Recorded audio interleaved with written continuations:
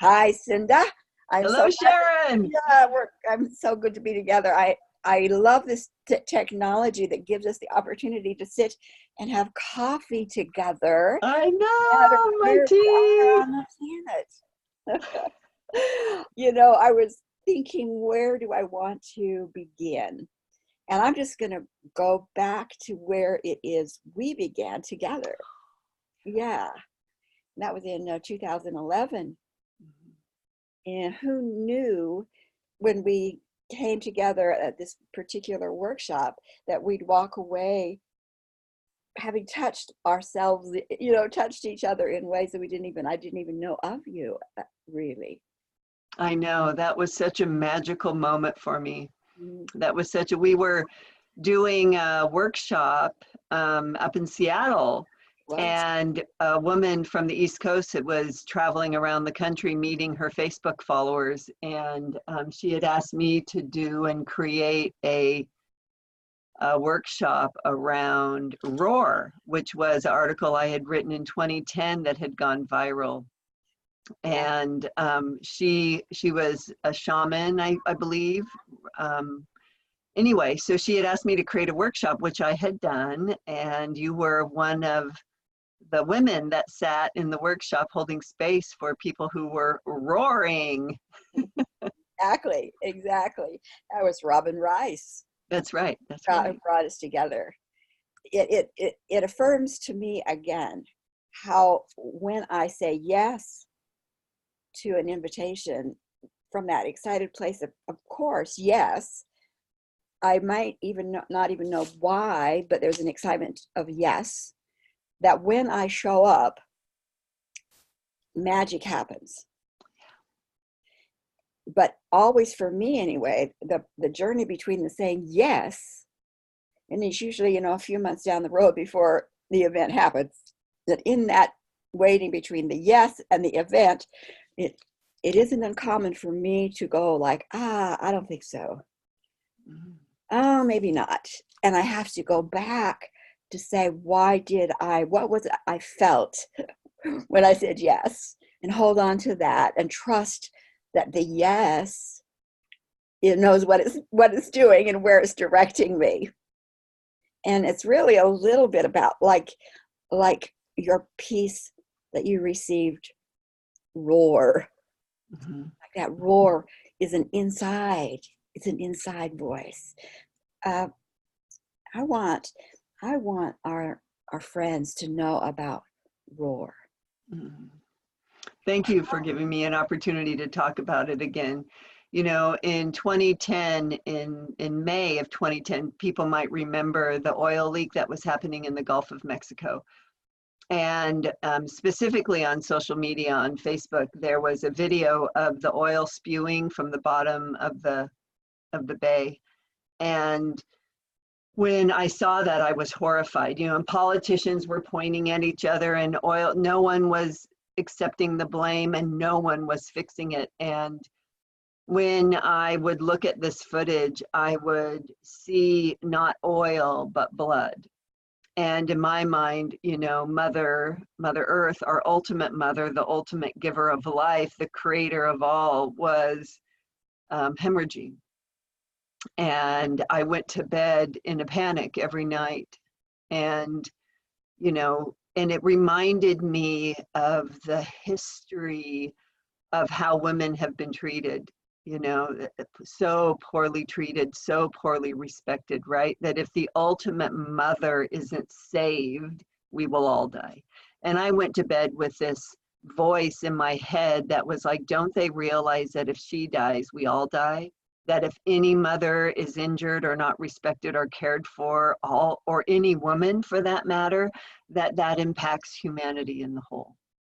And the cruelty that I felt, being directed towards her and not saving her was devastating. And at night I started to hear these voices. Do you feel it? Do you feel it? Do you feel it?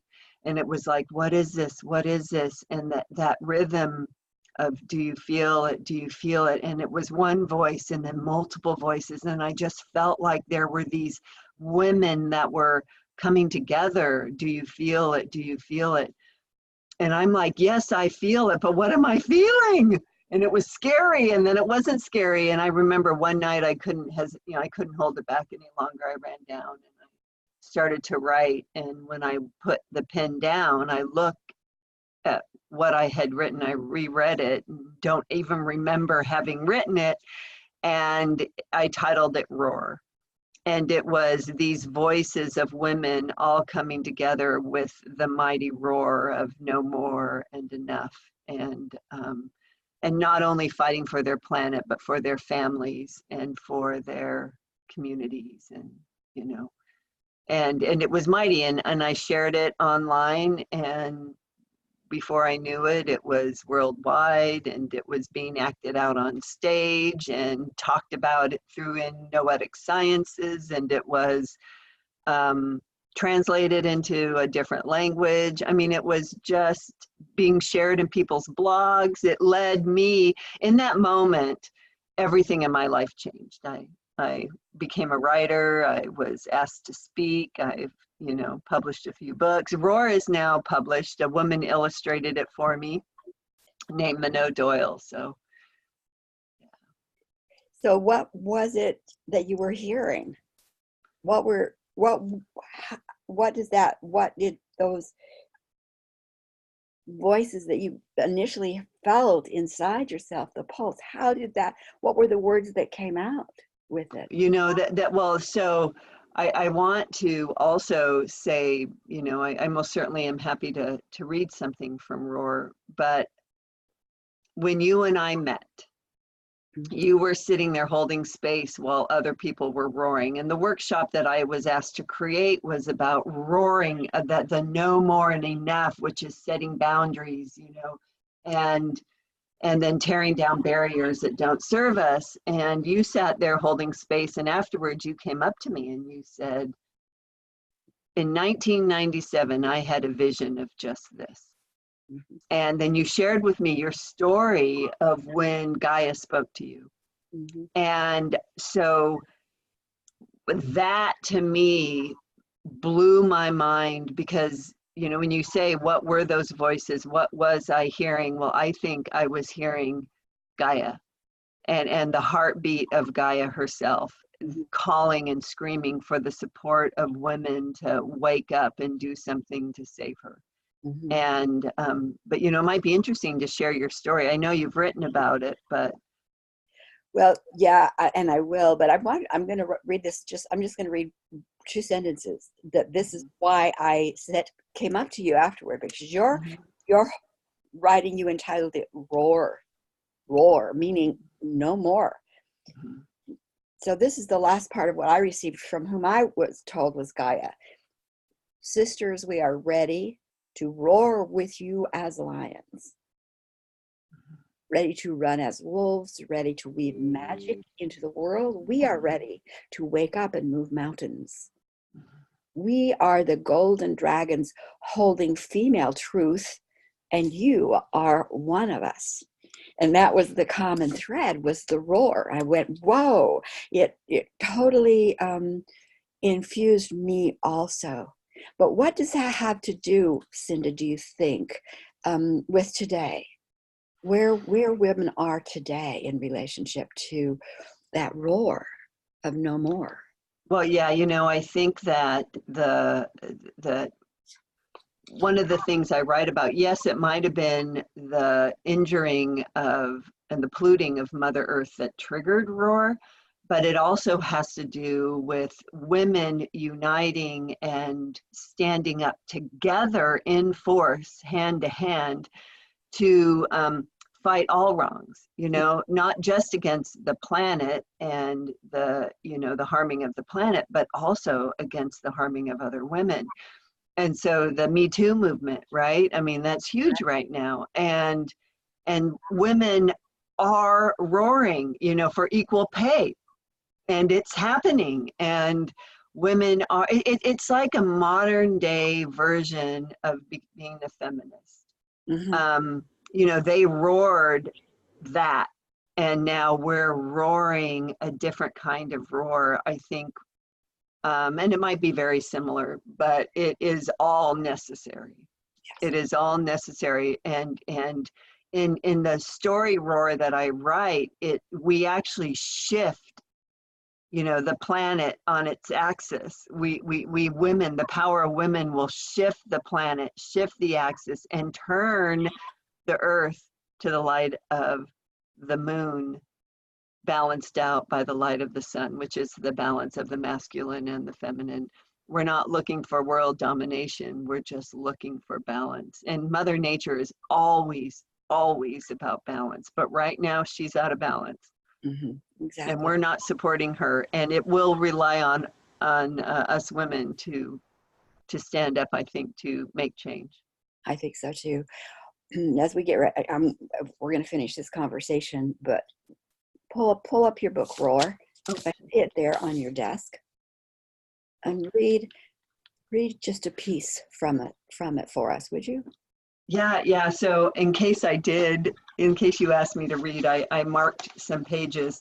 Good. This beautiful artwork is Minot Doyle, who painted. So it's just a few pages, and it's written, you know, very short. Beautiful. But this is when women unite. Then one woman clasped the hand of her sister, who clasped the hand of her mother, who clasped the hand of her friend. One solid clasp from another to another. Now a sound of women bonding themselves together, united with the rhythm already sounding in their souls. Hand to hand, heart to heart, then something new happened. In the comfort of unity, in the safety of numbers, another moment for another sound. It came not from the one, but from the consciousness of all women. Oh, sorry. The sound came from the women of the now, mothers, grandmothers, sisters, daughters. It came from the women of the ancients, and it came from the ultimate mother, Mother Earth. For the sound resonated with every and each woman who had planted her feet into the soil to yell, enough. Yes. And some greater intelligence and greater force than you or I told me about it in 97, told you about it in 2010.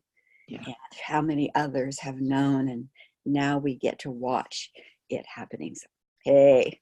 Yeah, women are roaring all over the place. This book it's beautiful. It's available on Amazon. Perfect. Yeah. Hey, thank you so much for the life you've lived, Cinda. Oh, thank you, Sharon, for this opportunity to share Roar with the world. I'm glad that the conversation took us there. Me too. So we'll talk later. Bye, my friend. Bye.